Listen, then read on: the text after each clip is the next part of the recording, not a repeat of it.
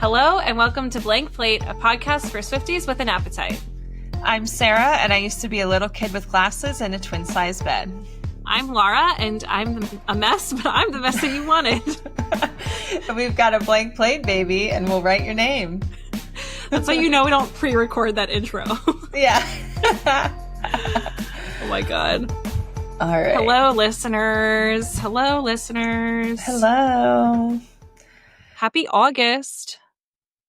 Yeah. Wait, will this be out in August? Yeah. Yeah. You know what it sounds like? Salt air.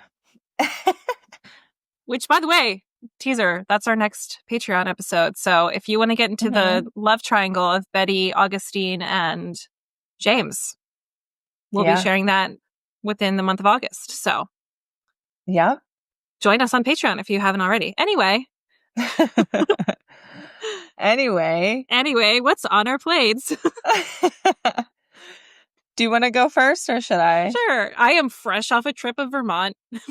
Literally drove 8.5 hours today and am now on the podcast with Sara. So, oh my gosh, dedication. The dedication, yes. But it was fun because I got to listen to Tortured Poets, like the whole anthology. It was great. Yeah. And Luke is an anthology fan as well. So we determined that. Not that that super surprised me because that makes sense. Does he have a favorite song from Tortured Poets? He likes Peter. And the Black Dog. Okay. Yeah. And what else does he like? I can't think of it. But yeah, the anthology is the big hits. I mean, he's a folklore person. So, you know, he's a folklore girly. So it makes sense that he likes the anthology. But yeah, went to Vermont, got to visit my brother and sister-in-law and their adorable child and my nephew.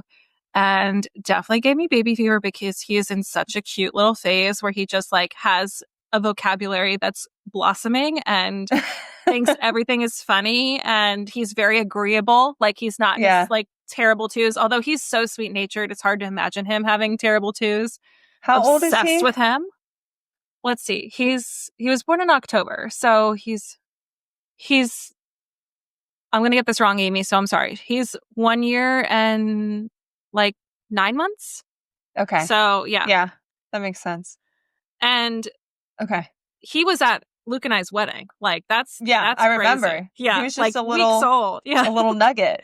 Which kudos to Amy for that, because that's absolutely like that's devotion right there, truly. But yeah, they live in Vermont. They live in St. Albans City, which is like pretty much as north as it gets. Literally, they fly the Canadian flag along with the American flag up there everywhere because they're like right by the border. But it's such a cool little city, and like I love their life up there. It's like so cozy and like just them. My brother-in-law has a small business where he makes sandwiches at markets and he like caters and stuff. And it's always great to like go in the summer because we actually get to like go to the markets and eat his food. Yeah.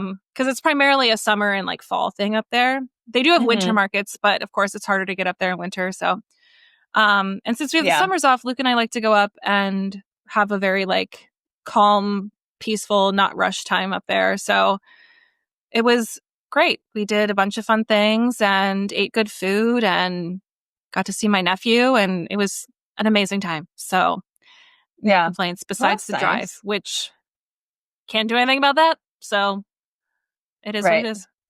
So Vermont trip, and I guess like other than that, we're preparing to go to Cape Cod with Luke's family as well. So lots of like topping time. Lots going on. Yeah. Wow. Well, that's nice. Yeah. So on my end, I just had my gallbladder removed. Dude, I know. Literally on our notes, it's like, what's on our plates? Laura, Vermont trip, ! Sara, gallbladder, ! The general just is like, just when you think Sarah's gone through enough, something else happens. So yeah, Laura goes on trips all summer and Sara just goes through like medical abnormalities. It's not okay. It's not okay. Seriously. Oh my gosh. Yeah. So I hope one day the roles are reversed for both of us. Like I'm overdue for a hospital summer, you know? Right. Yeah, so our Patreon people already know this because our Patreon recording schedule got severely bumped because first Laura got sick, like a normal sickness. And so we had to bump our recording. And then the like third time we tried to record, I couldn't because I was in the hospital. So yeah, so just so you all know, if you ever have crazy upper abdominal pain that like radiates to your back, it could very well be your gallbladder. And I had been having like mild symptoms like that for the last couple months. And I was like just starting to think from my Googling that like maybe my gallbladder is like acting up. And then the one night, like I guess it was like almost 2 weeks ago now, right before bed, I had one of these gallbladder attacks that was like the worst it's ever been. And then it also lasted much longer. So I like tried to go to sleep and I ended up getting woken up shortly after I fell asleep from the pain again. And I'm like Googling it. And everything I'm reading, I'm like, okay, this is probably my gallbladder. And everything also says if the pain lasts for 2 or more hours, like go to the hospital. And at that point, it had been going on for like 3 hours. And it was like 1:30 in the morning. So I had to wake up Josh and be like, I think we need to go to the ER. So yeah. I got to the Josh ER. Is right. We got to the ER at like 2 a.m. Thankfully, they saw me like immediately. And that was like 2 a.m. on a Friday morning. And then I was in the hospital until Saturday night because I had my gallbladder removed on Saturday morning. So yeah, I went to the ER one night and then I didn't come home until like 2 days later without a gallbladder. But the crazy thing is, literally, yeah. So, well, and also when I was reading about it, the one thing said you're like, apparently women are more likely to have gallbladder problems and you're more likely to have issues if you're taking medication with estrogen. And I was like, oh, ding, ding, ding. I've been taking estrogen for like several months because of all the IVF stuff. So I was like, okay, that would make sense why this is happening. Plus I was like taking estrogen at the time that I had this attack too. Right. Right. And then, so I get to the hospital and everything. And and of course, while I'm there, I have to coordinate my IVF meds. So I had to have Josh like bring me my stuff. I literally gave myself a shot in my own belly in the hospital bathroom while hooked up to an IV. I'm like waking up from surgery, like, where's my estrogen? I have to take my midday estrogen. Like just trying to make sure that as everything is still on track. Yeah. Yeah. And I like called my fertility nurse from the hospital. I'm like, hey, so I'm in the hospital. I'm about to get my gallbladder out, but like I'm making sure that I'm still taking all my meds. So like hopefully nothing gets derailed. But I want to let you know what's going on. So thankfully I'm just doing a mock cycle this round because my nurse did say that my doctor would have canceled it if it was a real embryo transfer. But also you're like super high risk if you're pregnant. So now I'm like, oh, I'm so glad this happened now instead of while I'm pregnant in the future at some point. But it's that happened to my mom, actually. Not while she was pregnant, right after. Right after, Yeah, so I think that's really common for women. And apparently this gallbladder removal surgery is the most common procedure that they do. And they do like 4 to 5 of them every day at this hospital. Wow. So that's a lot. I know.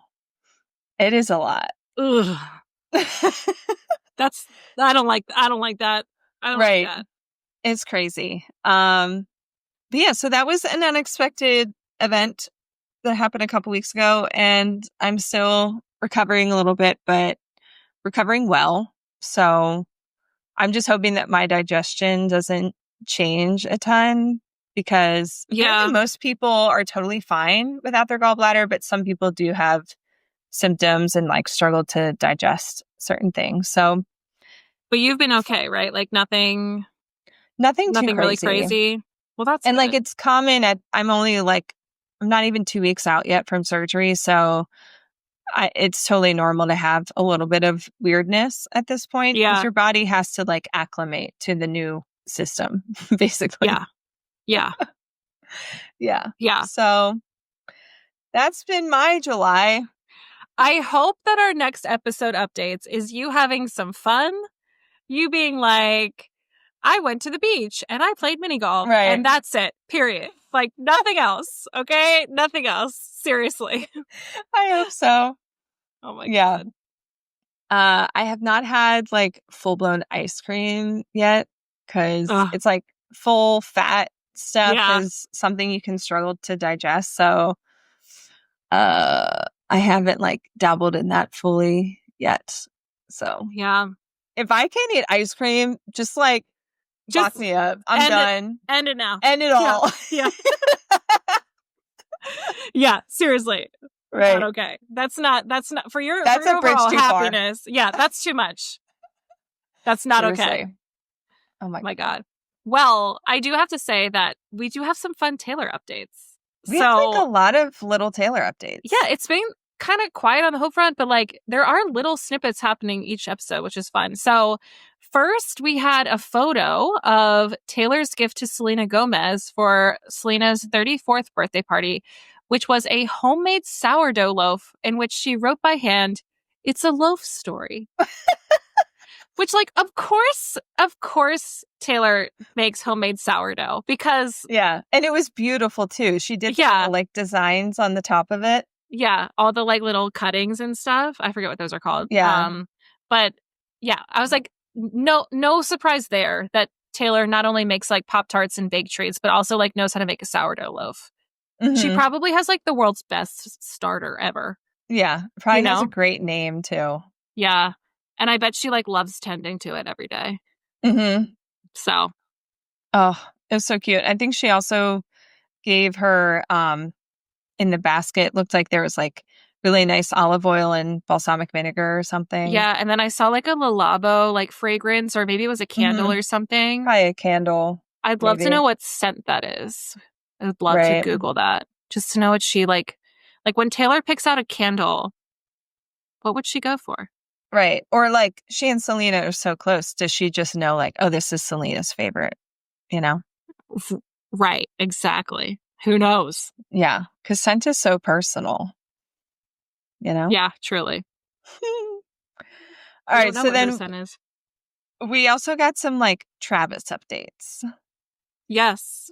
So first we get this clip from the New Heights podcast with Jason and Travis where they're talking about Pretty Woman, because I guess they must have watched it for their podcast because they do like throwback movie reviews sometimes.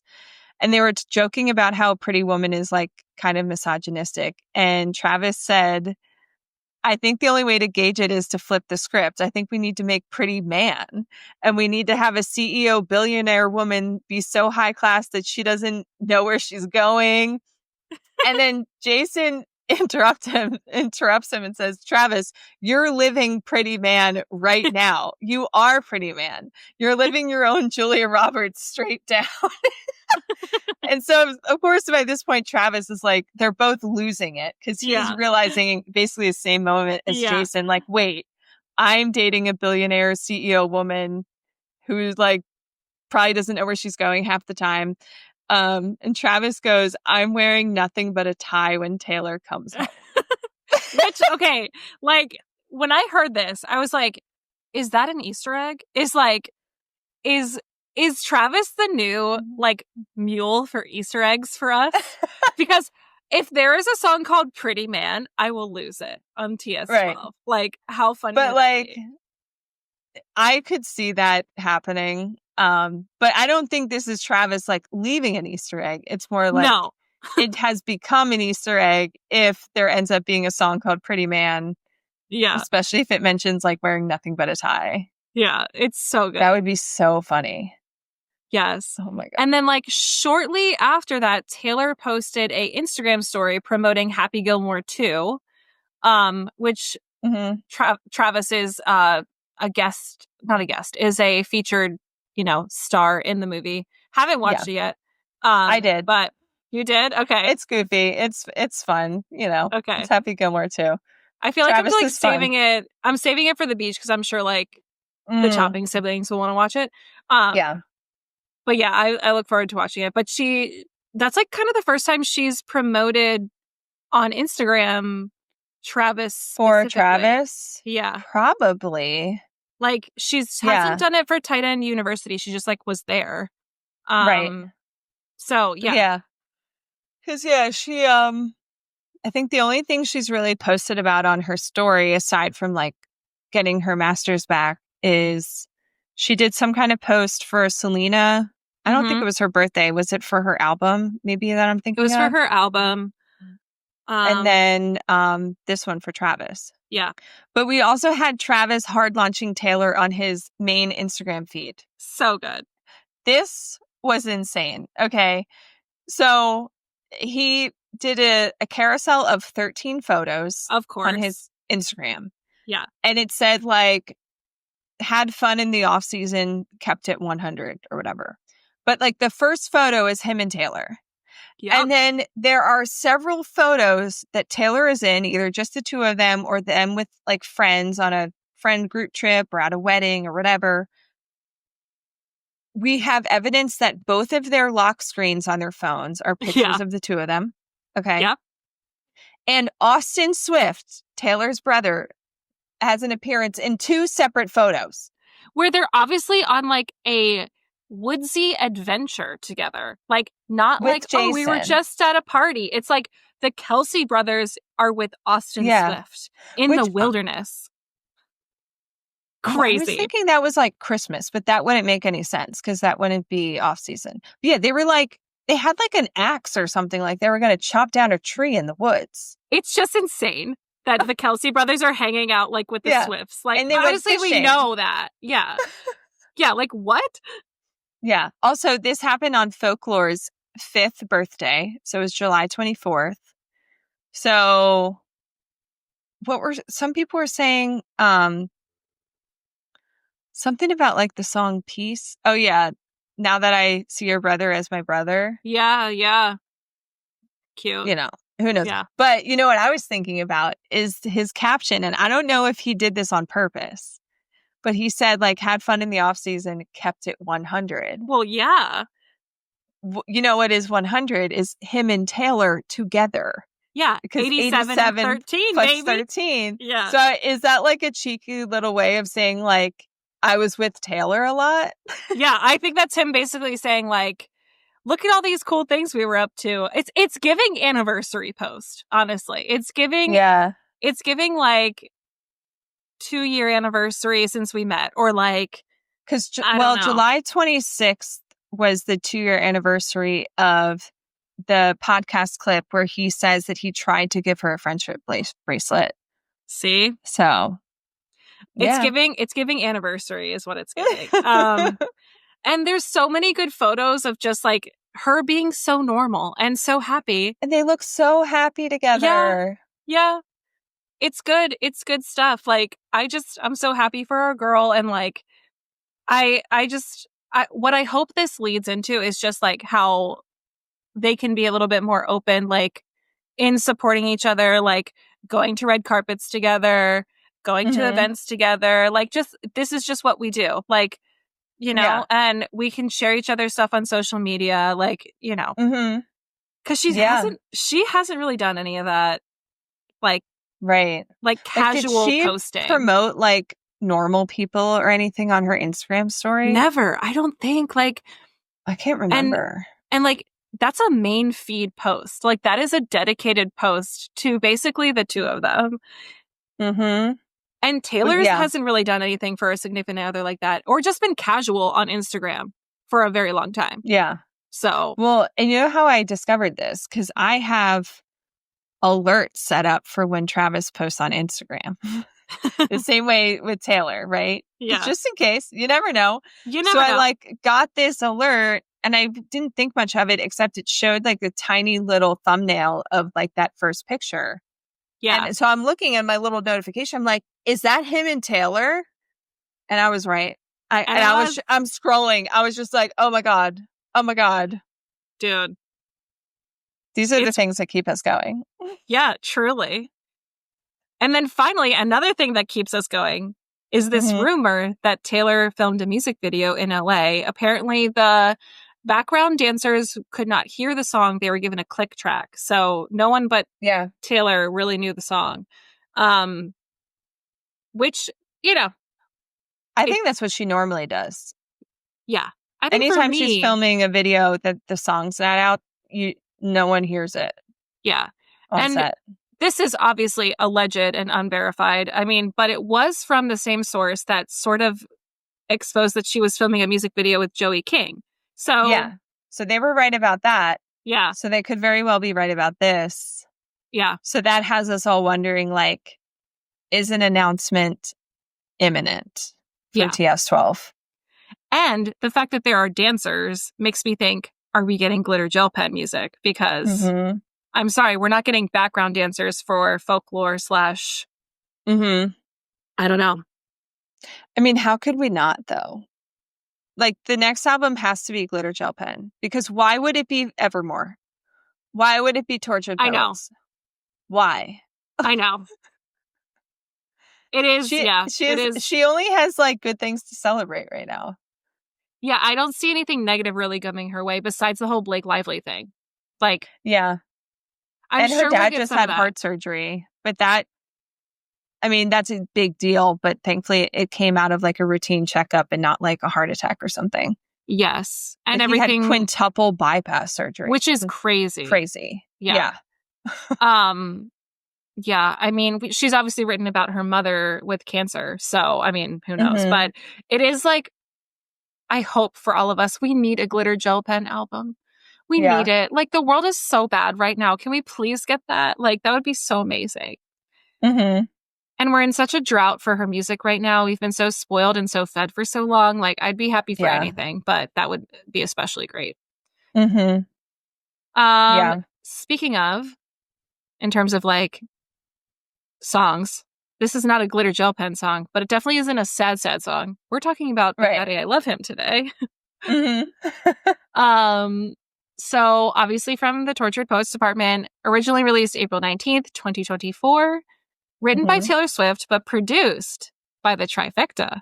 Taylor Swift, Aaron Dessner, and Jack Antonoff. We don't get the trifecta very often. So like, yeah, we've had it on, I think, You're Losing Me and Hits Different.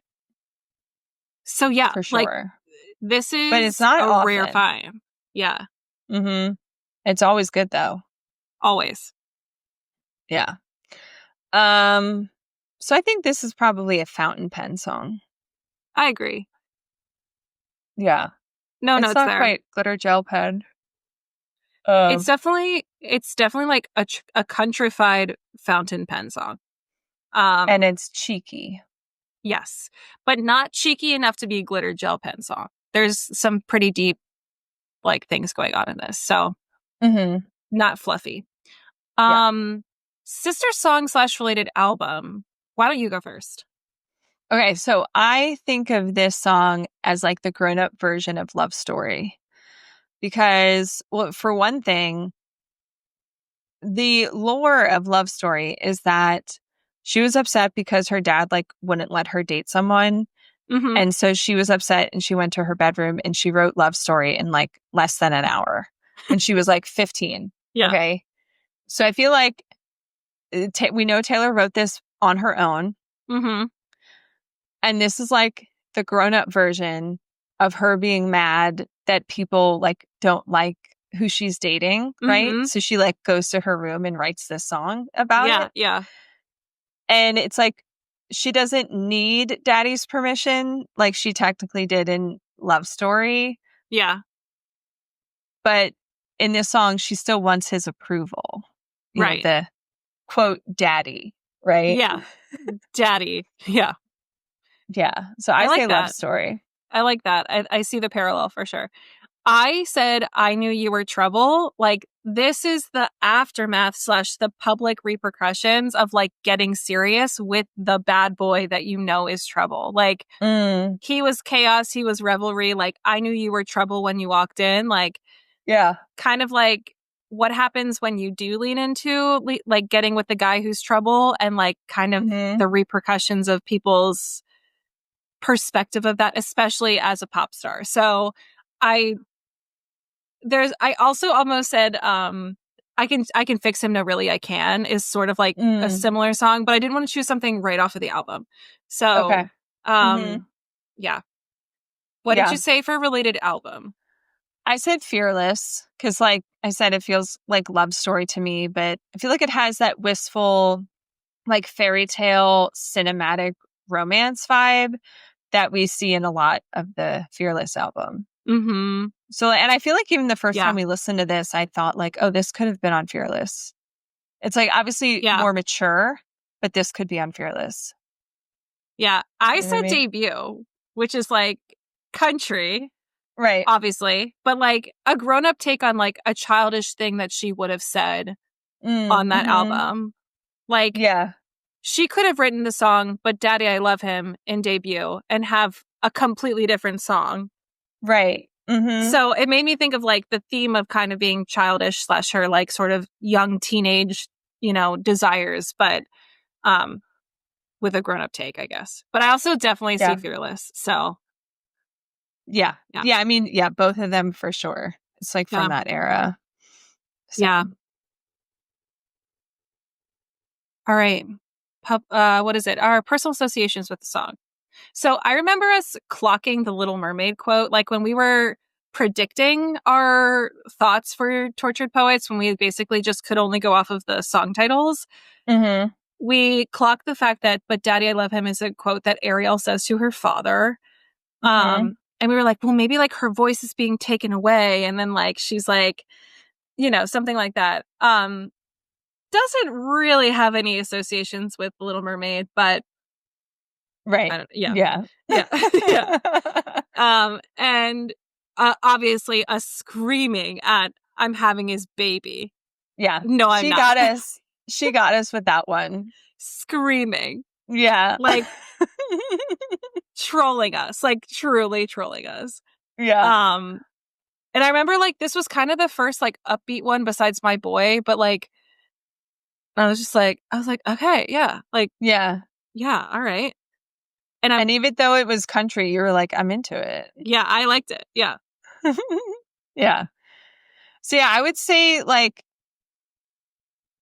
for the whole album, like it's not one of my personal favorites. Like it's not top 10, but I do love it. And I feel like it's an instant Taylor Swift classic. Definitely. So this is where like I also feel like it's very similar to Love Story. Like there's something about this song that I'm like, oh yeah, this is going to go down in like the Taylor Swift like history. There's something about this song, like it's just an instant classic. Maybe also because the production of it, having that country vibe, makes it a little more like timeless in a way too. Yeah. But I feel like it is very much going back to her roots. Like we're both talking about like Fearless and Debut.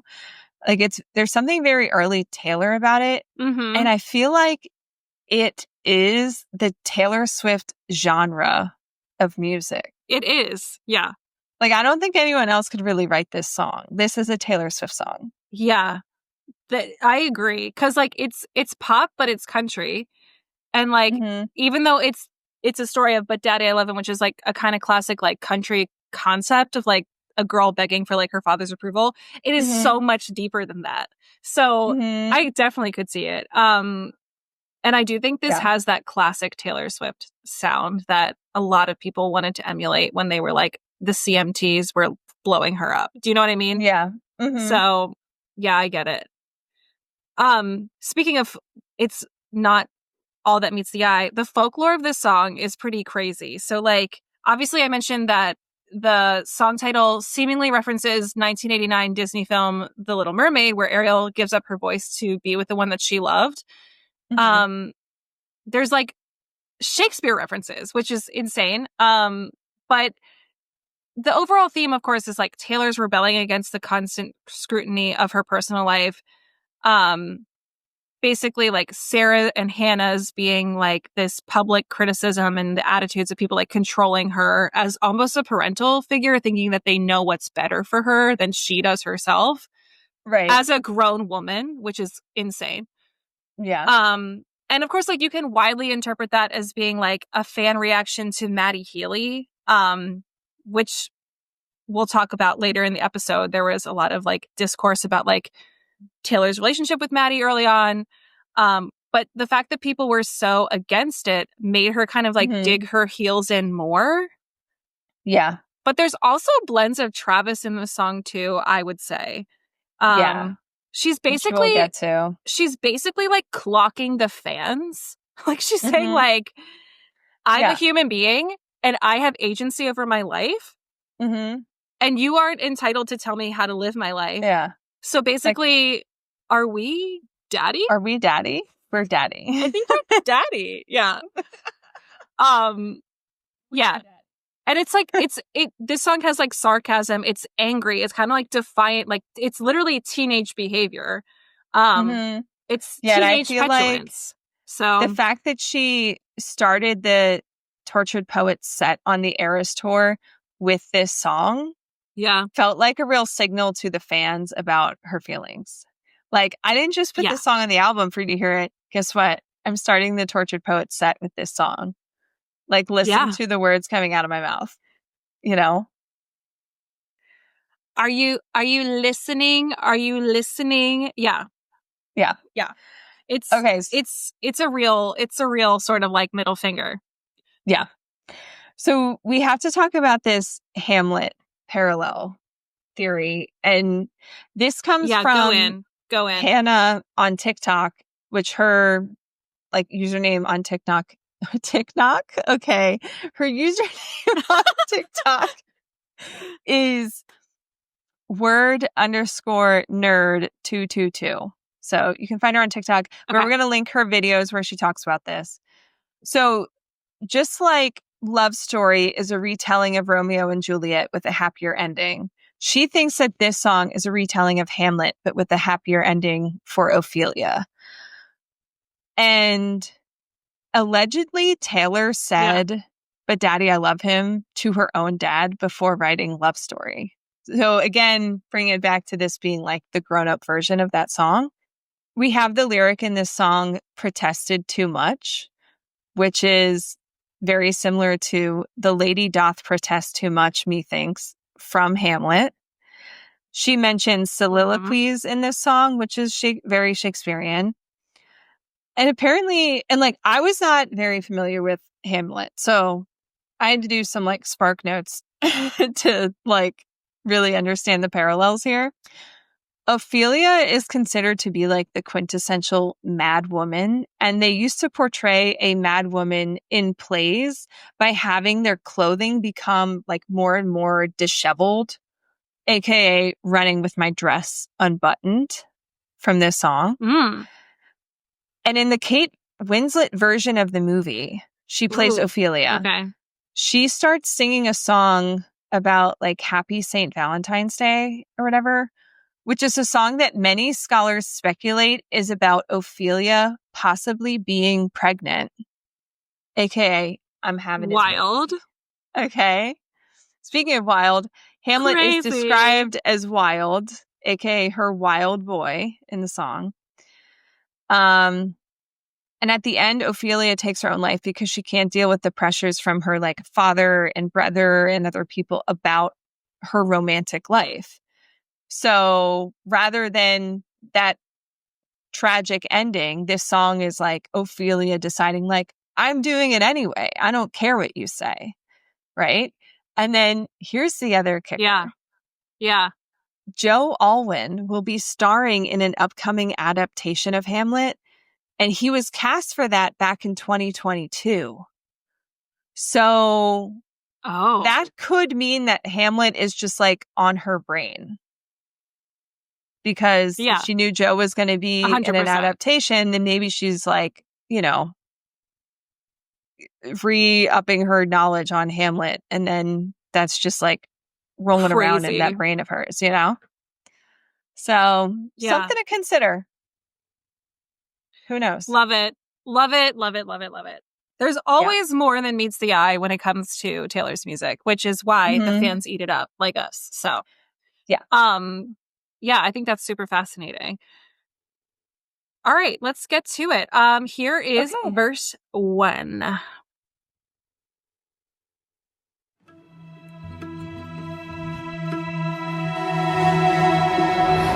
forget how the West was won. I forget if this was ever fun.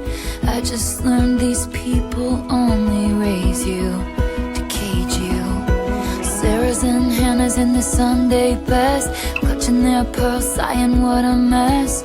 I just learned these people try and save you, 'cause they hate you.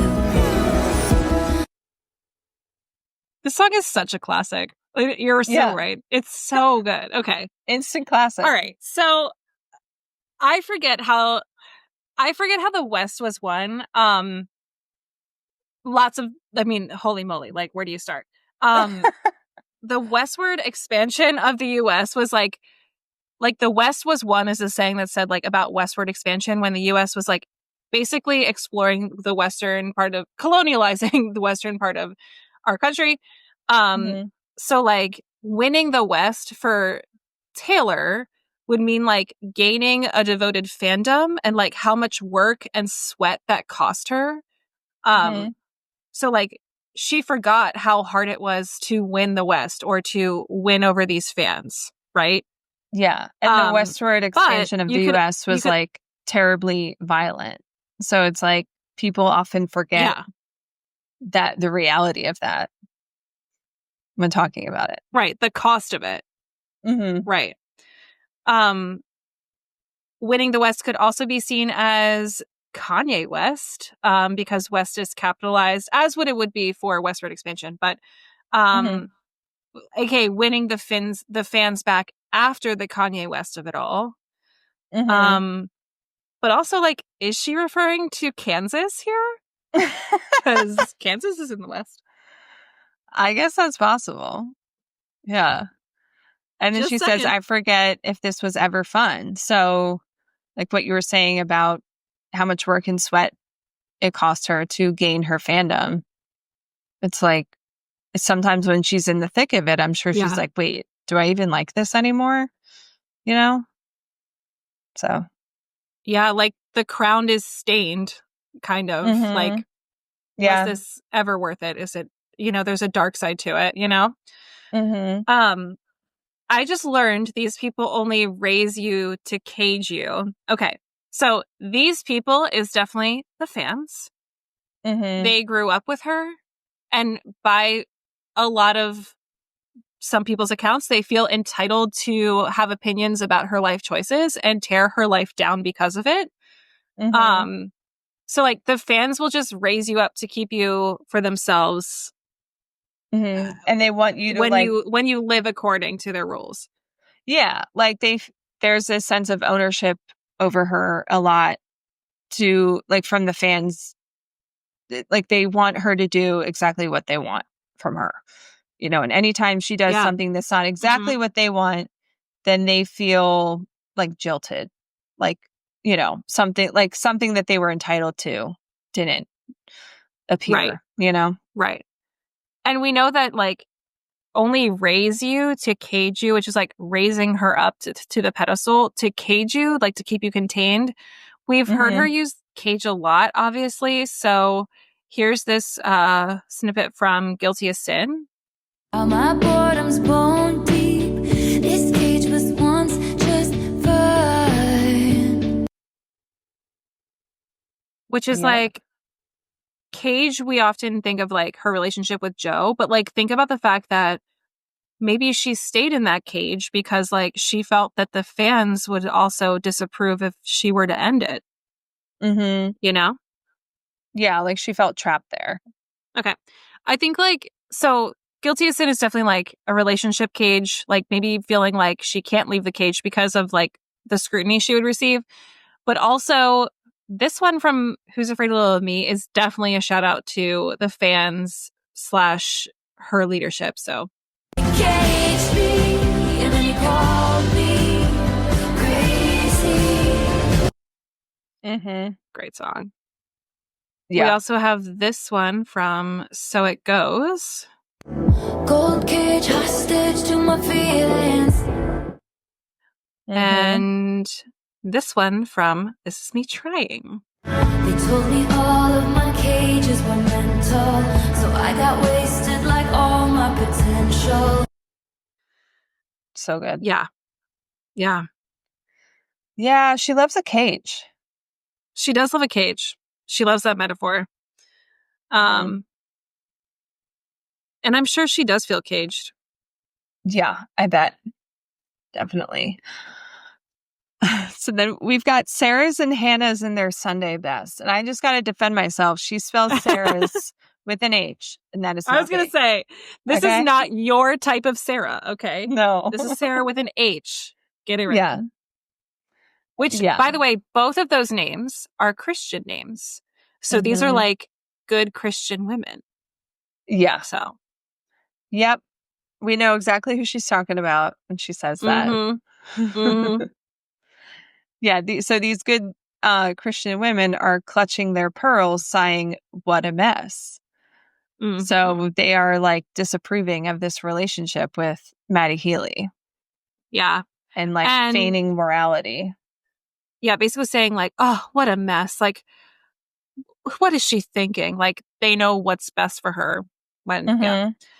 But I do like, I did some research. I was like, what was going on during that time that she might have like heard from the fans and their disapproval? So I didn't know this at the time, but a lot of fans were expressing disappointment and concern that Taylor would date Maddie because he's definitely had toxic and problematic behaviors, which we won't even get into.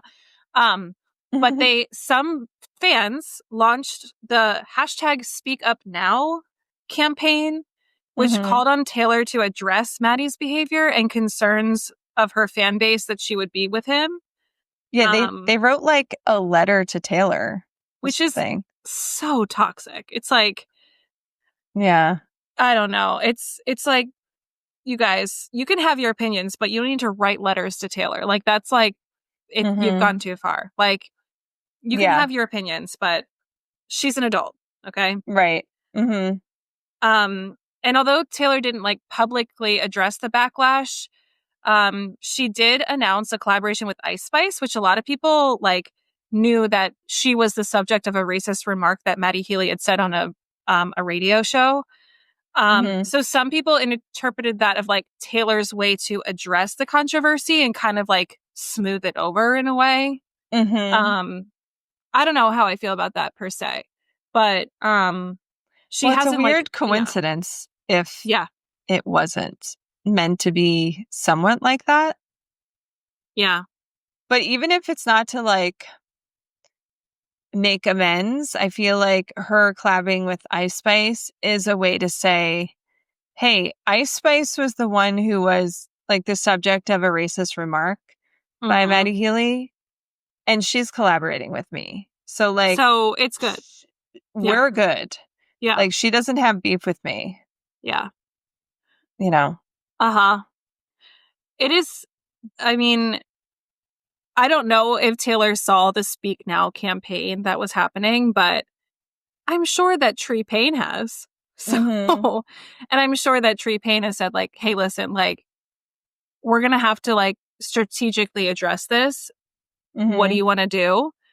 I mean, it was a short-lived romance, so like it's kind of good that she didn't like make a stand or anything like crazy. Although she would be totally reasonable to do that because it's her life.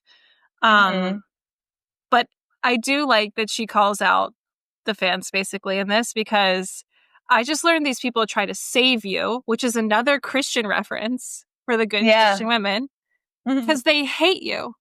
So like. It reminds me of the saying, there's no hate like Christian love, right? Yeah. Because it's kind of like this condescending vibe of being like, oh, what a mess, Taylor. What have you gotten yourself into? I know better than you what you should be doing. It's sort of like... Yeah. And by the way, I'm not saying all Christians are hateful. I'm not saying that. But I am saying like that saying comes from the fact that like Christian love is often wrapped up in like kind of some strange ways and some strange behaviors. But yeah, there's a lot of like Sunday best, Sarah's and Hannah's saving you. Like there's a lot of like religious undertones in that first one too. Yeah. Let's get to pre-chorus one. Okay, here it is. Too high a horse for a simple girl to rise above it. They slammed the door on my whole world, the one thing I wanted. Mm-hmm. Too high a horse for a simple girl to rise above it. So I think you and I have different interpretations of this. Okay. So, too high a horse for a simple girl to rise above it. So, like, putting Taylor on a high horse is like saying, like, she's basically above all expectations. Like, the expectations of how she should behave, the person she should date, is impossible to maintain, to like rise above it. But also, like, rise above it means, like, also, like, not say anything about it. I don't know. Yeah. So I think you're confusing too high a horse with putting her on a pedestal. Okay. Because when you say someone's like on their high horse, it's like someone who like thinks they're better or know better. You're so right. So I think it's about the fans being on their own high horses that are so high that Taylor can't rise above it. Right. Which like you said, oh, I'll be the better person. I just like won't say anything. I'll let it go. Right. Like it's so high of a horse that they're on that she can't rise above it. So she has to say something. Right. And this song is her saying something instead of just letting it go. You're so right. I definitely was getting that metaphor wrong. Mm-hmm. They're on their own high horses. Yeah. But she can't rise above it. Yeah. Yep. Yeah. They slammed the door on my whole world. Oh, I'll wait for you. Sorry, I'm back. They slammed the door on my whole world, the one thing I wanted. So it's this public disapproval, although I don't know which one of us wrote this, but our note says pubic disapproval. Oopsies. Anyway, public disapproval. And the one thing she wanted, Maddie being the one thing she wanted, which we kind of get from songs like Guilty as Sin. I'm going to get you back. Down Bad. Like, I mean, all of them, right? We know how badly she wanted this man. Yeah. And she was like pining over him for years. So it's like this one thing that she wanted, she finally has it. And now her fans and all these people are like, girl, don't. What are you doing? Yeah. This is not okay. She's like, you don't get it, which is like that kind of teenage petulance that we hear about in Down Bad. Like, exactly. You don't get him the way that I get him. You don't know him. It's very like that teenage, but daddy, I love him. Like I can fix him. No, really, I can. No, it's that teenage petulance. Exactly like she described. Yeah. Okay, here's chorus 1. Running with my dress unbuttoned, screaming, but daddy, I love him. I'm having his baby. No, I'm not, but you should see your faces. I'm turning to Flora through the fences. No, I'm not coming to my senses. I know he's crazy, but he's the one I want. Beautiful. So good. Mm-hmm. So running with her dress unbuttoned, we mentioned that earlier with the whole like mad woman portrayal. Mm-hmm. But yeah, it gives us this image of her being like undone, wild, untamed, uncaged. Right. And it's just this whole like, I don't care attitude. Yeah. Like I'm running, my dress is unbuttoned. I don't care. I'm just being like wild and free. Like abandoning the good girl persona, the perfect persona. Yeah. Yeah, so she's running and screaming, but daddy, I love him. All right, so now we're at the point, I'm having his baby. No, I'm not, but you should see your faces. Screaming. Yeah. Absolutely screaming. Yeah, so here she's breaking the fourth wall. She's calling us out to be like, I know you guys are against this and would absolutely freak out if I was having his baby. Right, because remember, a lot of fans did not know that this album was going to unpack the Maddie Healy of it all. We kind of expected this to be the Joe breakup album in a way. Mm-hmm. And we're like, fans are piecing together that this album is perhaps not about Joe. And then when they finally get to this track, she says, I'm having his baby. Which is a wild thing for her to say in a song. Like, when has she ever said something like that before? So, of course, we're all like, oh my God, what is she saying? And then she immediately says, no, I'm not, but you should see your faces. It's amazing. It's genius. Yeah, it's devious is what it is. It's trolling us once again. So, as we know, she likes to troll us. Now I'm telling to floor it through the fences. So like this fast-paced relationship, like flooring it through the fences, like we're in the getaway car. Okay. And we know that this was sort of a fast-paced relationship because of this line from The Prophecy. Hand on the throttle, thought I caught lightning in a bottle. Oh, but it's gone again.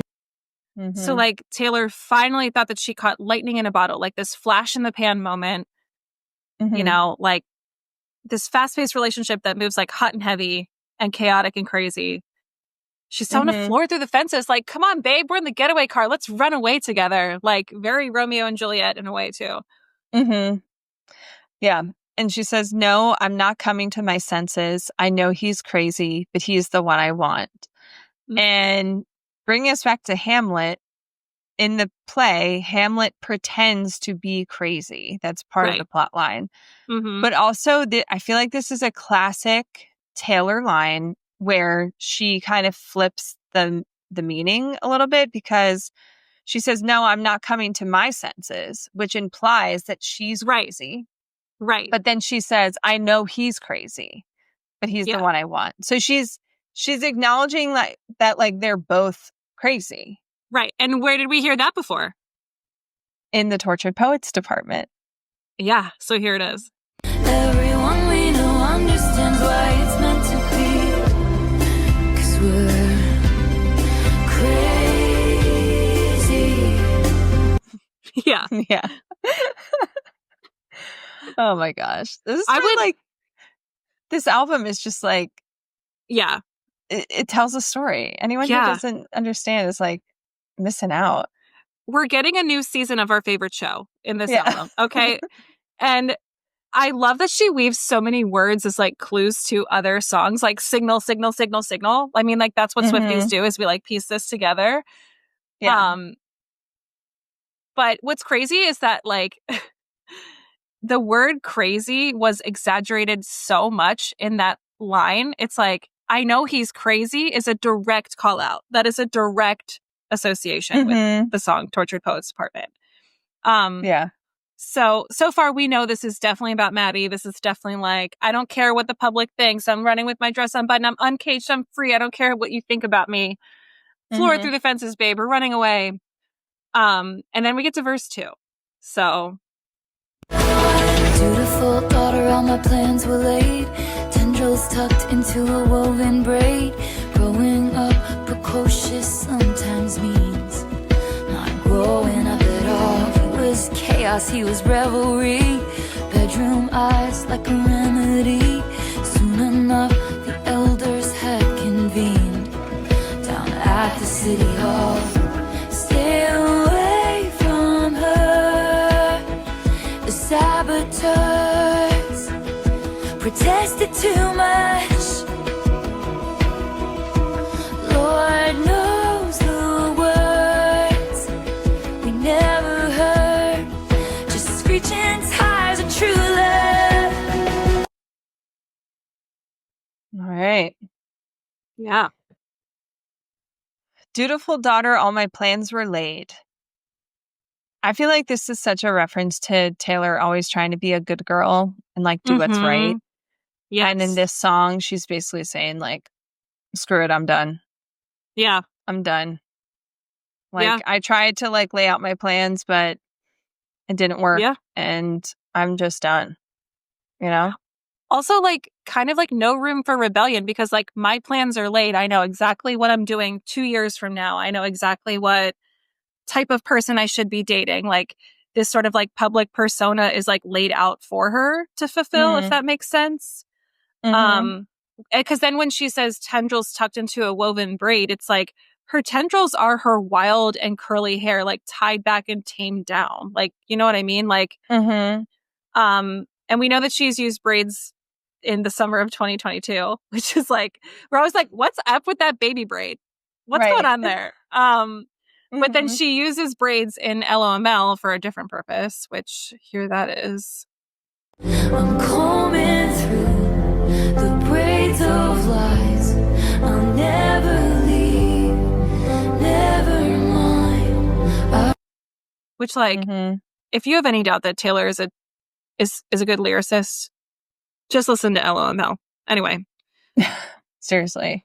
Oh my God. I love this next line. Growing up precocious sometimes means not growing up at all. Like, I feel like when the first time I heard this line, I was like, yeah. Immediately, I know exactly what she's saying because, like, there's a lot of criticism that says that Taylor's, like, stuck in high school, right? And I feel like this is an admission of sorts that Taylor was never able to grow up properly. And in Miss Americana, she even mentions a belief that people get frozen in the age where they became famous. Yeah. And she thinks that applies to her. Yeah. So she's saying, I am stuck in this time of my life. And precocious means you developed certain abilities at an earlier age than usual, which is definitely Taylor. It's giving, like, gifted kid.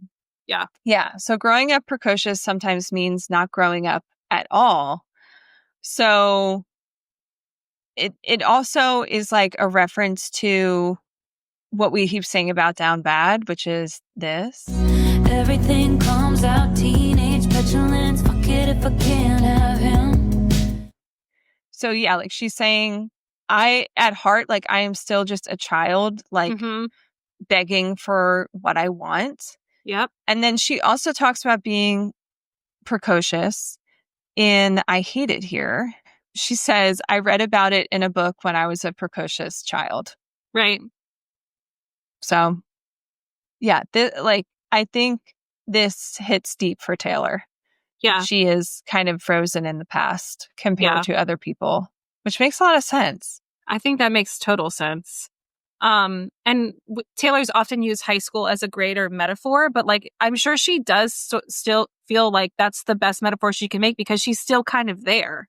Like she still kind of understands the world in the context of that. Yeah. He was chaos, he was revelry, bedroom eyes like a remedy. Well, first of all, I have to say, like, he was chaos is like absolutely a Maddie Healy thing. Like, like he is chaos. Bedroom eyes like a remedy is like the complete opposite of Taylor being a good girl, like falling for a guy with bedroom eyes, like basically being totally in lust with someone. Yeah. And it makes me think of Guilty as Sin and Fresh Out the Slammer. Totally. Like she couldn't resist. No. And he was like a remedy. He was the solution to her feeling caged and her unhappiness and like her dutiful daughter, her boredom's bone deep. Like, yes. Like he was the remedy to all of that. And it does feel very teenage because like it's classic, like good girl loves bad boy and father doesn't approve. So Daddy. Yeah. Soon enough, the elders had convened down at the city hall and then in quotes, stay away from her. Yeah. This seems like a direct reference to that hashtag speak up now letter from the fans telling her to like not date him or to say something, you know. And City Hall is definitely like social media. Like the City Hall in like a small town is, of course, where everyone convenes and like everyone shares their public opinions. Right. Yeah. And that's modern social media. So. The saboteurs protested too much. So, you know, all these fans protesting their relationship, trying to sabotage it is also this is where the similarity to the line from Hamlet, the lady doth protest too much, methinks. Mm-hmm. Yeah. And then Lord knows the words we never heard, just screeching tires and true love. Like, they're not listening. Yep. They got their, pedal to the floor, running through the fences. Yeah, they're just like blocking it out because they are in love. They're like, la, la, la, la, la, la, la, slam it through, slam the gas. Let's get out of here. Yep. Yeah. Let's skip chorus 2. Let's go to the post-chorus. Yeah. Which, like, I love a post-chorus. Like, we need more of that. Here we go. I'll tell you something right now. I'd rather burn my whole life down than listen to one more second of all this bitching and moaning. I'll tell you something about my good name. It's mine alone to disgrace.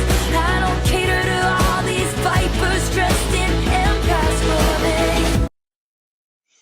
Yeah, the way she sings that whole section has a lot of emotion in it. Like, these vipers dressed in empaths, like, she is angry. Yeah.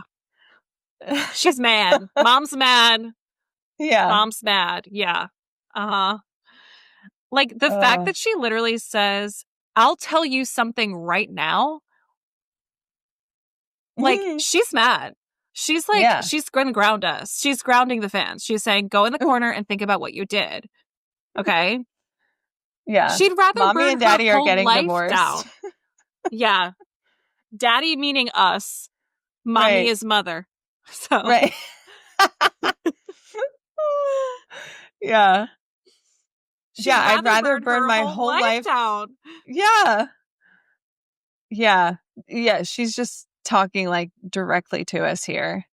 Then listen to one more second of all this bitching and moaning. Like, that is so good.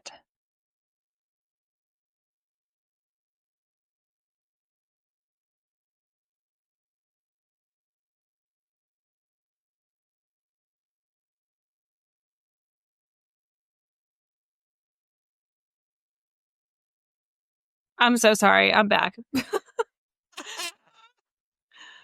I don't know why this keeps happening, but oh my God. Whatever. Okay. Bitching and moaning, bitching. I love the way she says it. It is so good. It's so country. I'll tell you something about my good name. She's literally yelling at us. It's mine alone to disgrace.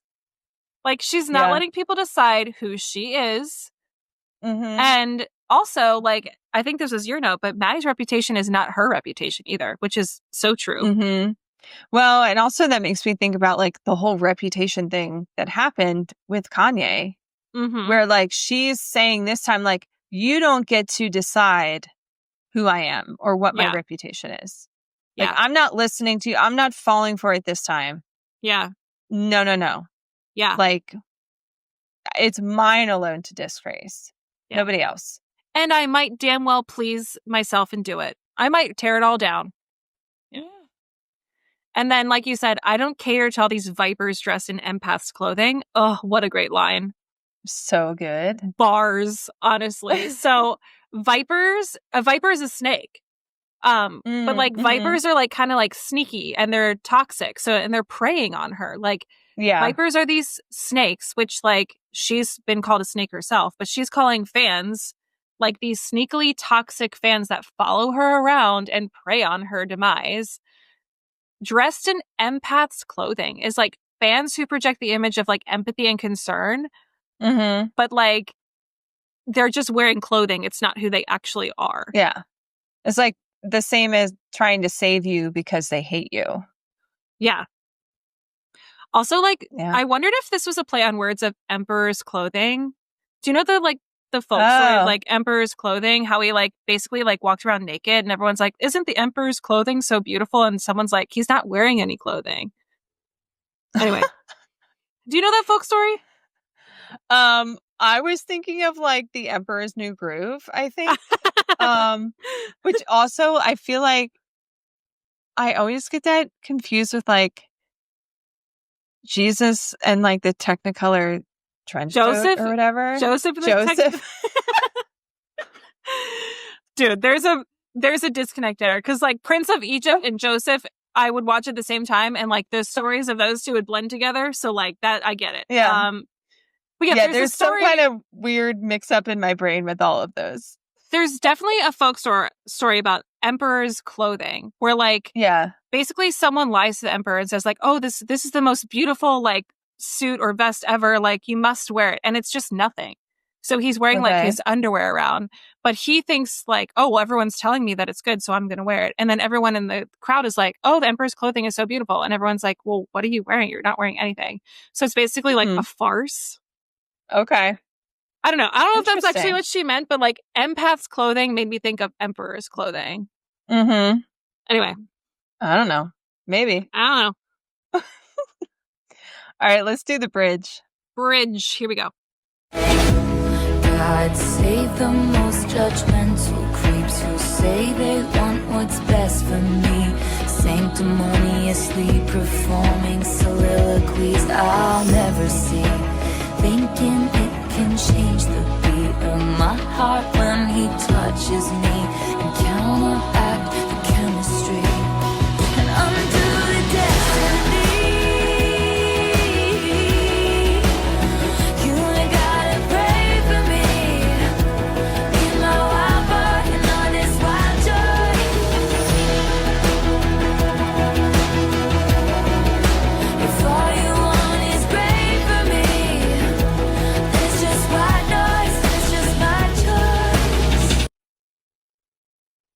What a bridge. We love a bridge. Do you ever think about the choreography for this? God, no. I think about it all the time. Yeah.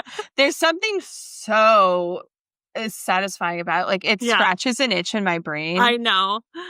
There's something about it. Like I got to learn it so I can just like do it in the car when I'm listening. It's perfect. It's just, it makes me think of that choreography when I hear the beginning of the bridge. Mm-hmm. God save the most judgmental creeps who say they want what's best for me, sanctimoniously performing soliloquies I'll never see. Yeah.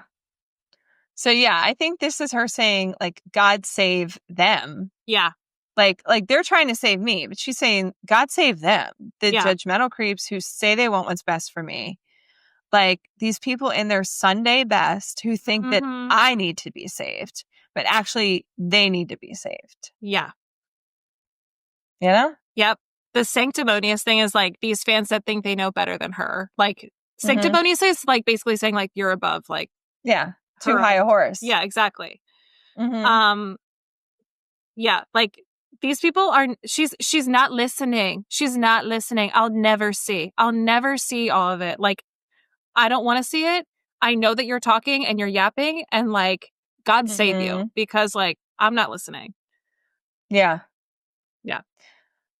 Also, this next part about thinking it can change the beat of my heart when he touches me and counteract the chemistry. Mm-hmm. The way this part, like the rhythm of this part, where it's like, thinking it can change the beat of my heart when he touches me. Like, it's so steady. It's like, you think you can change this? Like, no. Like, this heartbeat is on time. Yeah, it's centered. It's good to go. Yep. So there's something about that line that like fits. Yep. With it. And like, and her. Oh, go ahead. No, it's just like these people think that they can change the beat of her heart for this other person when he touches her, like that she'll have doubts or that she'll think, actually, you know what, you were right. Mm-hmm. Like, yeah. But also, I think it might be in the second TikTok video that we're linking to from Hannah about Hamlet. With like Shakespeare and iambic pentameter, they used to like signal that a character was like losing it or like crazy by having the iambic pentameter being off, like having an extra syllable. And so this is kind of saying like, I'm not offbeat from this. Like you might think I'm crazy, but I'm not. Right. Like, you can't change the beat of my heart when he touches me. Yeah. And then when she says, and counteract the chemistry, that makes me think of the alchemy. What is wrong with me today? These chemicals hit me like wine. And this is where, like, I could see the alchemy possibly starting out as a Maddie song. Yeah. In its first iteration. Yeah, because chemicals, chemistry, like, yeah. Yeah. And undo the destiny, which, of course, like, destiny is very entwined with the prophecy as well. Like, this specifically. Let it once be me. Who do I have to speak to about if they can redo the prophecy? So, like, Taylor definitely believes in, like, some kind of, like, destiny of, like, being with someone. And she probably thought that, like, this was the person. Like, Maddie was the person that was going to, like, be her destiny, that they were destined to be together. So she thought. Yeah. So. Which makes me think of this part of Guilty as Sin. We've already done it in my head. If it's make-believe, why does it feel like a vow we'll both uphold somehow? Like, they are just destined to end up together, to be together. Yep. And then there's also this part of LOML. Who's gonna tell me the truth when you blew in with the winds of fate? Yeah.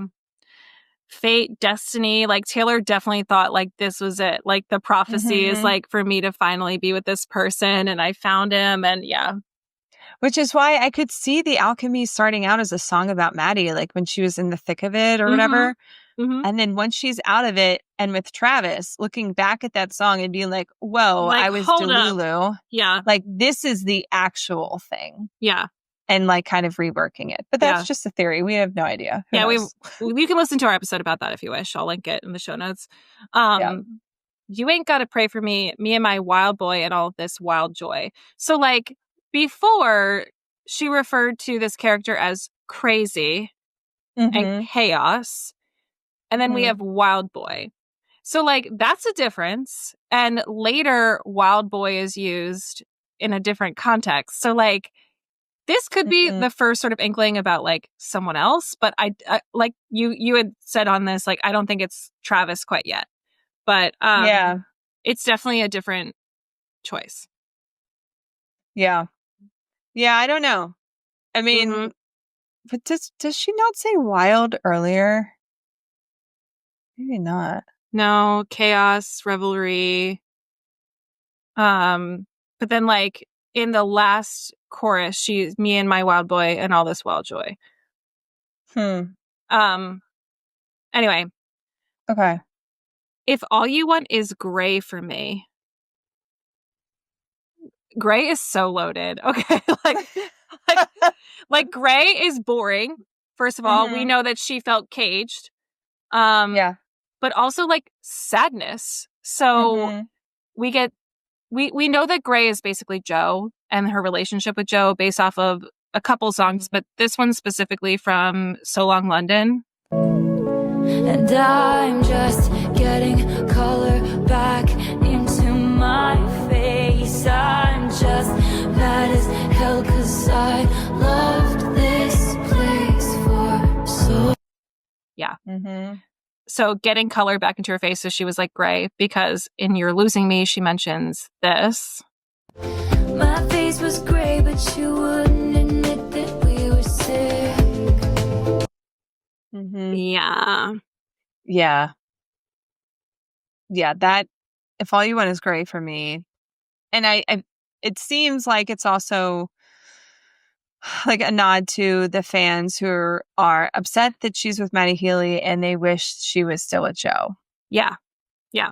And also, like, gray is like her being depleted. Like, like the color of her face is gone. Like, her face was gray. She was dying. If you just want me to be dying and unhappy, what type of fan are you? Yeah. And then she uses another color choice, then it's just white noise and it's just my choice. So yeah, like she's saying, like, if that's what you want from me, then I'm gonna tune you out. Yep. I'm not interested in what you have to say. It's white noise. Yep. This is my choice. Yeah. And then there's like a pause at the end of the bridge before she goes back to the third verse. It like fades. Like literally she's not listening. Like she's hearing silence. She's like la la la la la la. Yeah. White noise. So, yeah. Yeah, that's cool. All right, verse 3. There's a lot of people in town that I bestow upon my fakest smiles. Scandal does funny things to pride, but brings lovers closer. We came back when the heat died down. Went to my parents and they came around. All the wine moms are still holding out, but fuck 'em, it's over. So good. Yeah. It's so good. Yeah. It really, like, I think it really is important that we know that Taylor wrote this by herself. Yeah. Like, this was a therapy session for herself to just get this all out. She's like, how do I explicitly call out the fans in a way that's fun? Yeah. Yeah. And by fun, I mean like petulant teenage like metaphor, but also like literally this is her establishing boundaries, if you think about it. Yeah. Like this is therapy. This is her setting, this is a boundary and you're not going to cross it anymore. Right. Yeah. There's a lot of people in town that I bestow upon my fakest smiles. So town is probably a metaphor for like social media, celebrity circles, you know, just in general. I mean, even her meeting the fans. Yeah. You know, right? But scandal does funny things to pride, but brings lovers closer. It's like the irony of being hated by these fans just brought them closer together as a couple because they had to like team up, right? It's you and me versus all of them, babe. Yeah. It's us versus the world. Yep. Which is like, again, such a teenage thought. Yeah. We came back when the heat died down, went to my parents and they came around. I feel like this is saying like Andrea and Scott were not big fans either. Like, do you take this to be pretty literal here? We came back when the heat died down. So like kind of when the discourse was like settling down, like when the dust was settling in, went to my parents and they came around. Well, we know that Daddy, I love him is a metaphor. Daddy is us. Like, yeah. Went to my parents and they came around. That is not the fans. I'll say that. Like, yeah. Went to my parents is like literally her saying like, like they came around eventually, you know? Right. Yeah. But all the wine moms are still holding out. Like, so that's all the fans, the Sarahs and Hannahs and their Sunday best. But fuck them. It's over. Which is like such a good line. So like after ignoring the public discourse, after getting closer because of it, after like all the like dust had settled down, after winning over her parents, it's over. Right.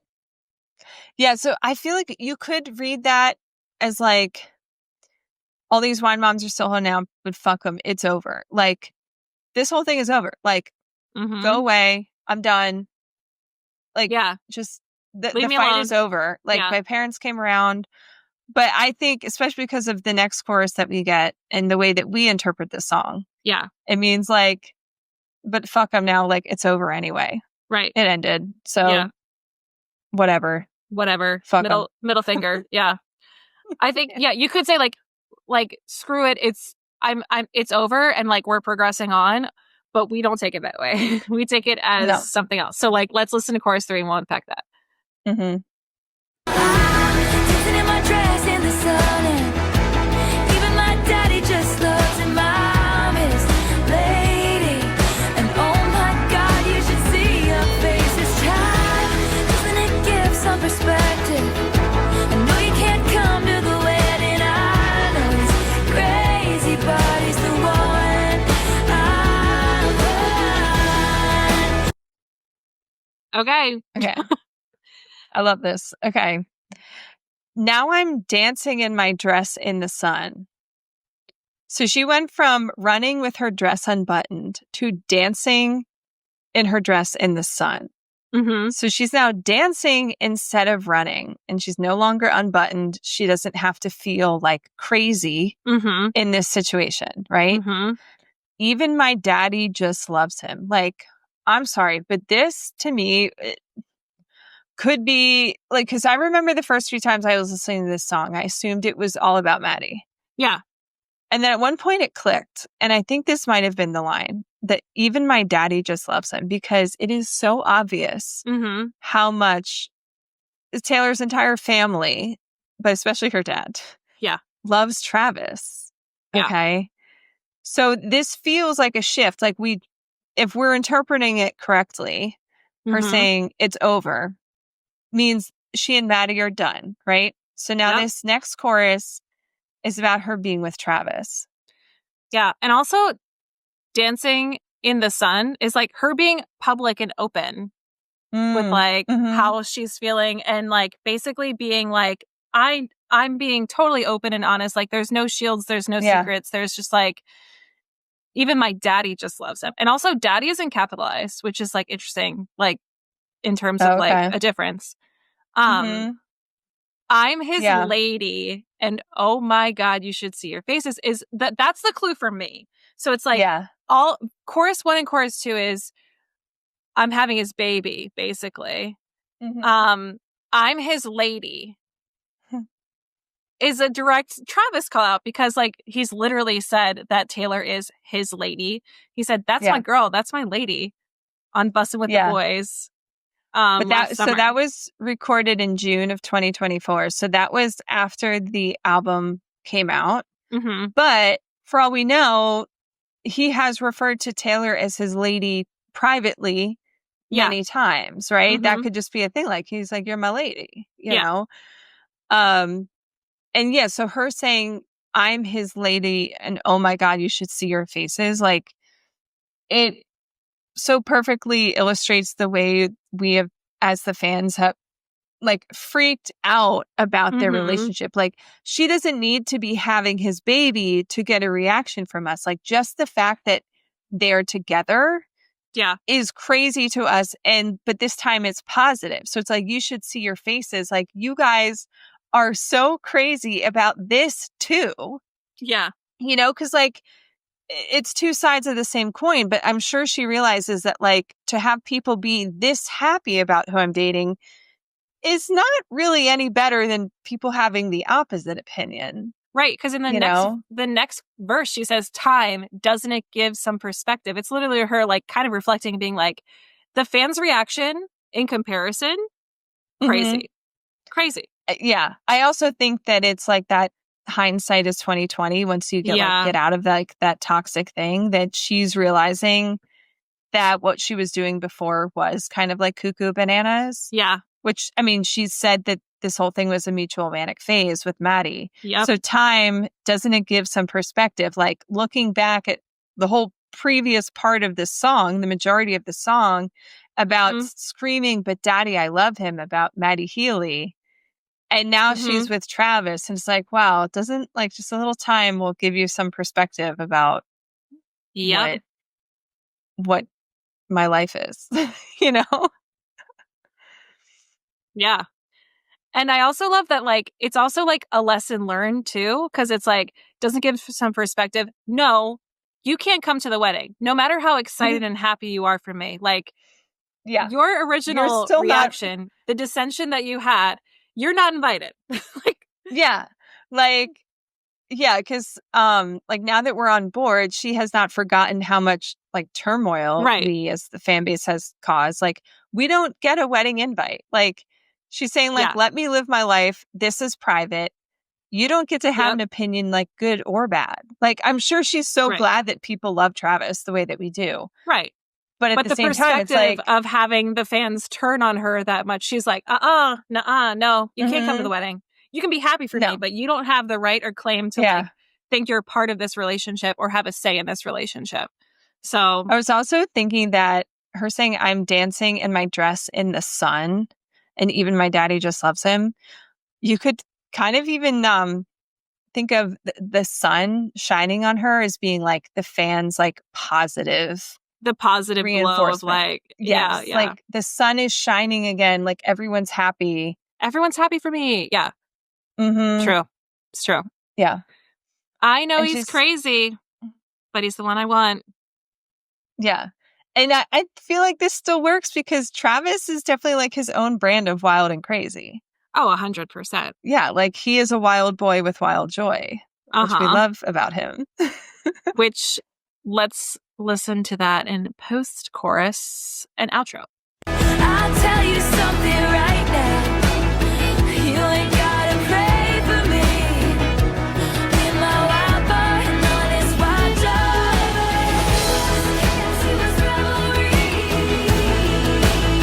If all you want is great for me, it's just wild noise. It's wild joy. Scream about daddy, I love him. I'm having his baby. No, I'm not. It's you. Should see your faces. But oh my God, you should see your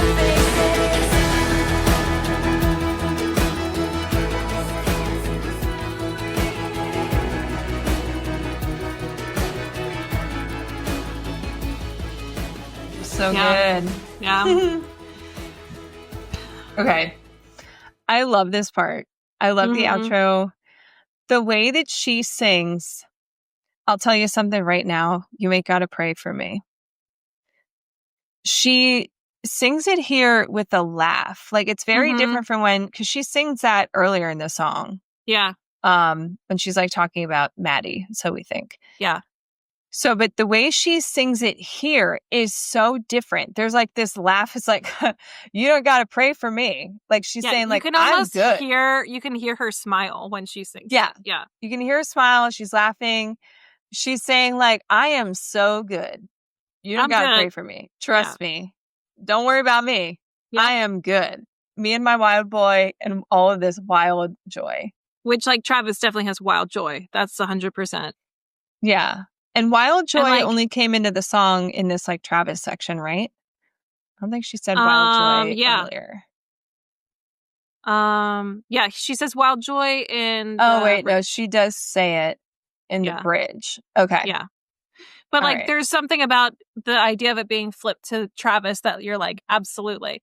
Like, yeah. Mm-hmm. Yeah. And like this line is also repeated. He was chaos, he was revelry. Like was is past tense. She uses that before in I think like one of the choruses, but there's something about he was chaos, he was revelry, like is past tense. Chaos and revelry sounds fun, but in hindsight, doesn't it give some perspective? He was toxic, like right. So this is like shout out to Maddie, and then the next line is if all you want for gray from me is a shout out back to Joe.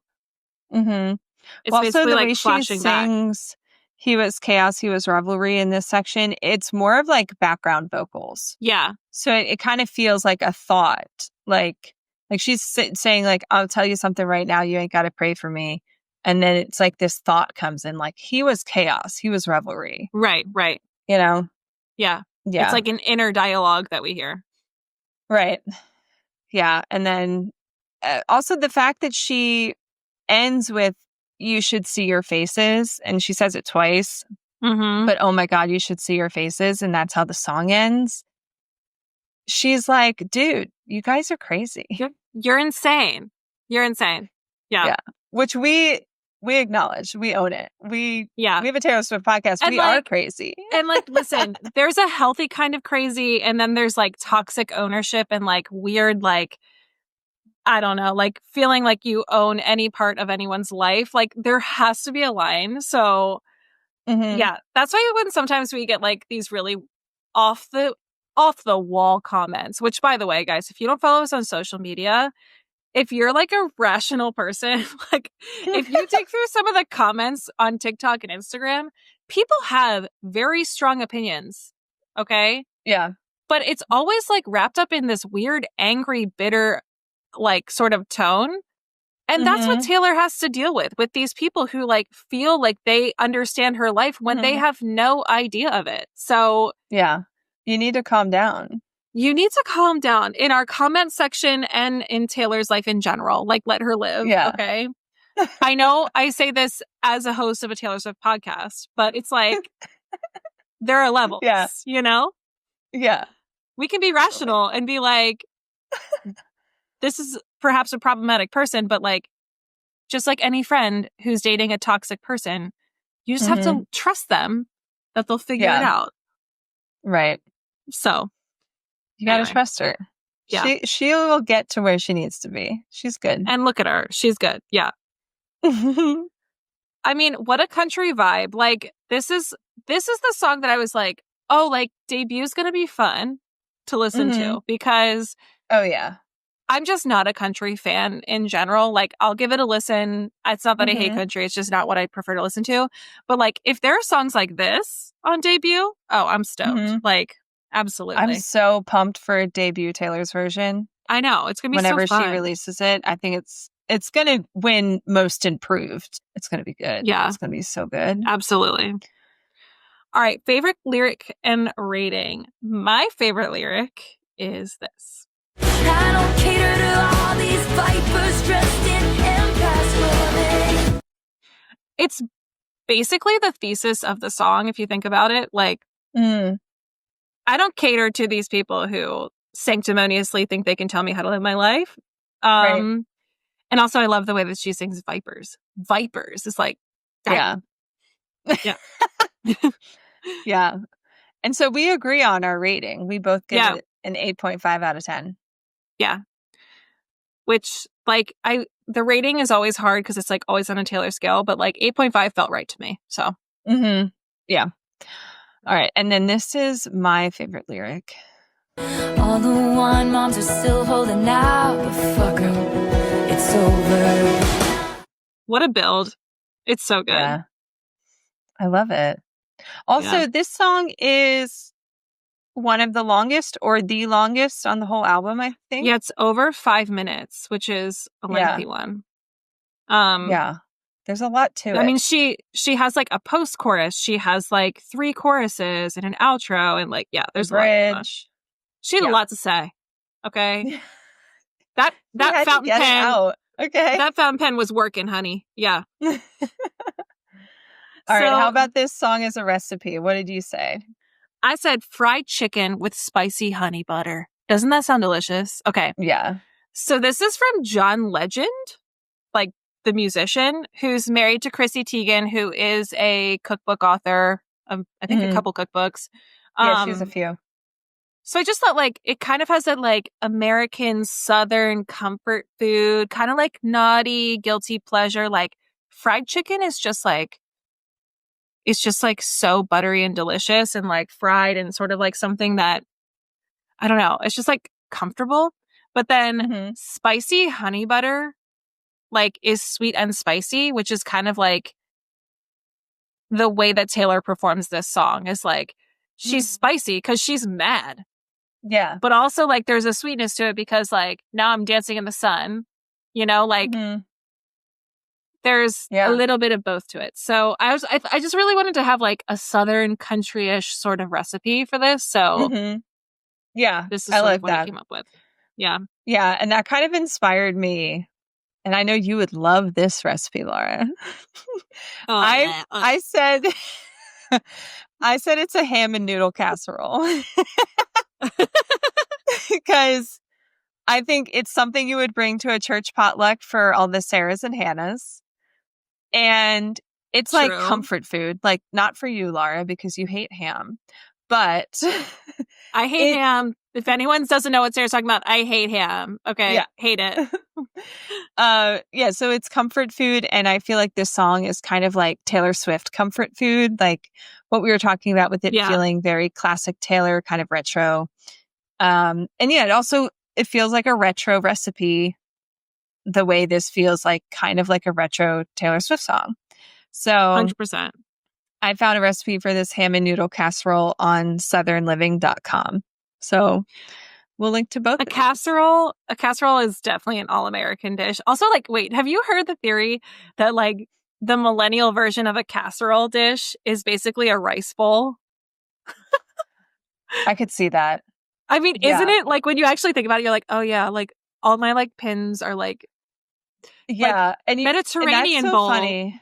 Because like I make rice bowls all the time, like some variation of a rice bowl. And I never ate rice bowls growing up. That was never something my family ate. Yeah.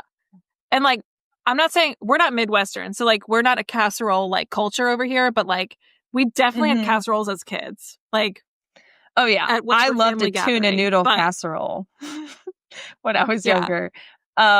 We had like baked ziti, which is basically a casserole for Italians all the time. True. So I think the millennial casserole is either the rice bowl, like you said, or the sheet pan dinner.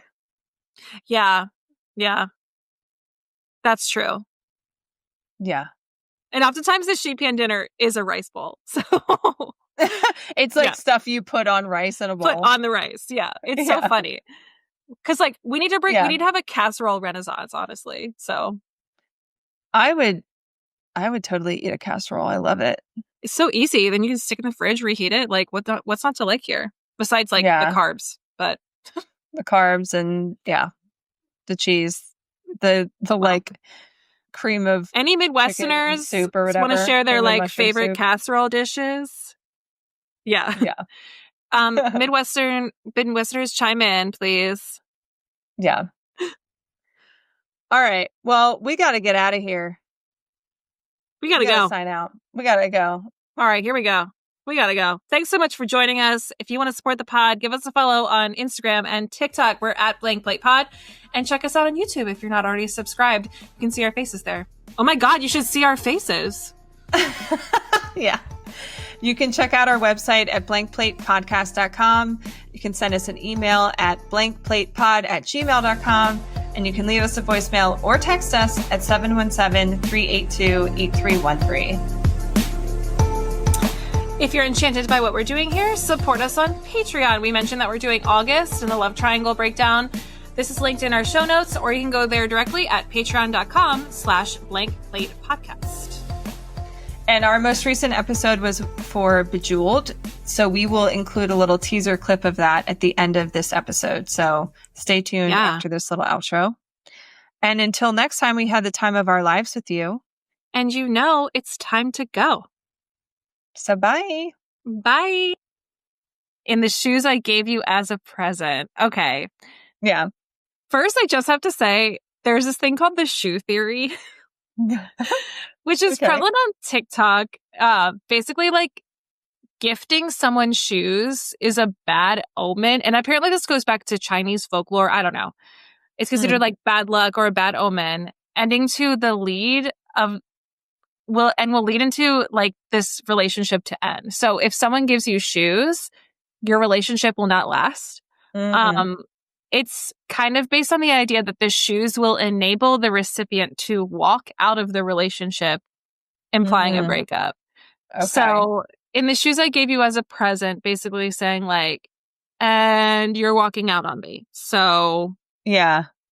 Interesting. I think I've heard that before, but I wouldn't have thought of it for this. It made me think of this part of My Tears Ricochet. You wear the same jewels that I gave you as you bury me. It's this recurring theme of the people that she has showered with gifts, affection, wealth, whatever, like turning on her. You know, you wear the same jewels that I gave you as you bury me is very similar to didn't notice you walking all over my peace of mind in the shoes I gave you as a present. Like the generosity is not reciprocated. Yeah, like I was generous. I gave you these shoes, metaphorical, and you're just walking all over me. And it did remind me of this line from Tolerate It too. Wait by the door like I'm just a kid. Use my best colors for your portrait. Lay the table. So like using the best colors for the portrait, lay the table with the fancy shit, is like this generosity that I'm showing you is like not reciprocal. And therefore walking all over my peace of mind. Like, I can tolerate it. Yeah, she's doing all these nice things for her partner and they just tolerate it. They're just like, okay. Yeah. Yikes.